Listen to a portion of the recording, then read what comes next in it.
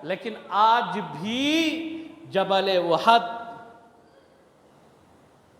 غار ثور، غار حرا،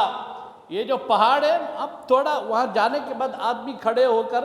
انہیں تصور کرتا ہے اللہ 1500 سال، 1450 سال گزر گئے، 1450 سال کے بعد آج ان پہاڑوں کی یہ حالت ہے، تو میرے محبوب جس وقت یہاں غار حرا میں آ کر تشریف فرماتے، اس وقت پہاڑ کی کیفیت کیا نہیں ہوگی، اس وقت کے راستے کیسے نہیں ہوگے؟ اللہ تیرا محبوب اس پہاڑ پر کیسے چڑھ کر گیا ہوگا؟ غار ثور کو جب جا کر دیکھتے ہیں کھڑے ہو کر، یہ تصور ہوتا ہے اللہ 1450 سال کے بعد جب غار ثور کو چڑھنے کے لیے سیڑھیاں، راستہ سب کچھ بنا دیا گیا، آج یہ حال ہے، تو تیرے محبوب کے پیچھے جب دشمن پڑے، تیرے محبوب کو جب بلایا گیا، اللہ غار ثور پر آئے تو کیا کیفیت تھی، کیا انداز سے چل کر آئے، کیا تکلیف نہیں اٹھائے، کیا مشقت نہیں گزری تھی، اللہ تیرے محبوب کو کیا تکلیف نہیں پہنچی تھی۔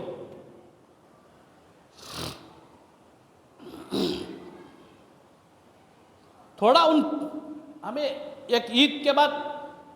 ایک ٹور جانا ہے تو 50-60 ہزار روپے خرچہ کر ڈالتے نہیں، 1 لاکھ 1.25 لاکھ روپے کا خصہ، اور وہ بھی ہمارے ٹورا کیسا بد نظری، گناہ، یہاں سے کار میں نکل کو رتی چامراج نگر کا بارڈر پار ہوتی گانے شروع ہے تو کارا میں ہمارے واپس آئے تک بھی ہمارے کاراں کے اندر میوزک، گانے۔ آج ہمارے نوجوان طبقے کی حالت، ہزاروں کے روپے ہمارے ٹورسٹ پلس پر، ٹوریزم پر گزر جاتے ہیں۔ اللہ کے بندو،